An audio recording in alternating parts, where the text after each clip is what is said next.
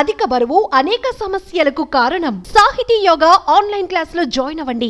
Hi Naresh గారు. Hi మా, how are you? Fine అన్న. అడ్వాన్స్ కంగ్రాచులేషన్స్ అన్న ఫస్ట్. Thank you brother.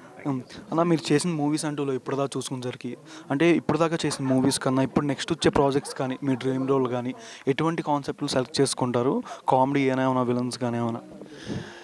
నా అదృష్టం ఏంటంటే 52వ సంవత్సరం, గత 3 నెలలు అంటే 40 రోజుల్లో 22 కథలు విన్నానని చెప్పాను కదా.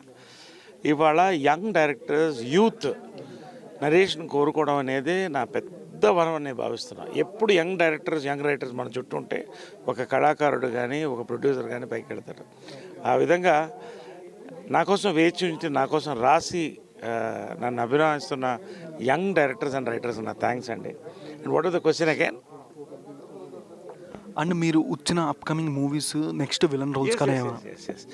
కాబట్టి ఎందుకు చెప్పానంటే 22 కథలు విన్నాన్ని నాకు ఆశ్చర్యం కూడా కలుగుతుంది. ఈ పాత్ర నేను కూడా ఊహించలేను, అలాంటి పాత్రలు తీసుకుని నా దగ్గరికి వస్తున్నారు. అది నా మీద నమ్మకం. ఆ నమ్మకాన్ని నేను కాపాడుకోవాలి. యు నేమ్ ఇట్, నవరస రాయ అనేది నా పేరులో బిరుదు ఇచ్చారు కదా. ఆ బిరుదులో నవరసాలు ఉన్నటువంటి క్యారెక్టర్స్ ఈ సంవత్సరం కూడా వస్తున్నాయి. ఇటు హాస్యం, ఇటు నెగటివ్ రోల్స్, ఇటు ఫాదర్ రోల్స్, ఇటు లీడ్ రోల్స్ అంటే నా ఏజ్ లీడ్ రోల్స్, ఇలాంటివన్నీ కూడా కలిపి ఈ సంవత్సరం మంచి పంచపక్ష పర్వాణాలు ఉంటాయని నేను నమ్ముతున్నాను. మీ కెరీర్లోనే బెస్ట్ ఫిల్మ్ అంటే హ్యాపీస్ట్ ఫిల్మ్ ఏదని చెప్పుకుంటారు నవరస రాయ పరంగా? అంటే బేసిక్గా ఒక సినిమా అని చెప్పలేము. 200 సినిమాలు ఇప్పటికీ 300 దాటిపోయి ఉంటాయి, దగ్గర 300 అయి ఉంటాయి. కానీ బాగా ఫేవరెట్ క్లాసిక్స్ అంటే 3 క్లాసిక్స్ అని చెప్పాలి. శ్రీవారికి ప్రేమలేఖ ఒకటి ఖచ్చితంగా, అది తరాలు దాటి, అందుకనే దాన్ని సెకండ్ పార్ట్ 2 చేయాలని కోరిక. చిత్రం బళారి చిత్రం షోకేస్ ఒక ఆర్టిస్ట్కి, కృష్ణ గారికి అల్లూరి సీతారామరాజు, అదేవిధంగా స్వర్గీయులు రామారావు గారికి దానవీర సూరకర్ణ, అలా నరేష్కి చిత్రం బళారి చిత్రం. సో అదొక మెమరీ నాకు. జంబలగడి పంబ, అది మళ్ళీ అది వివి సత్యనారాయణకి ఫుల్ క్రెడిట్ ఫస్ట్ మేము.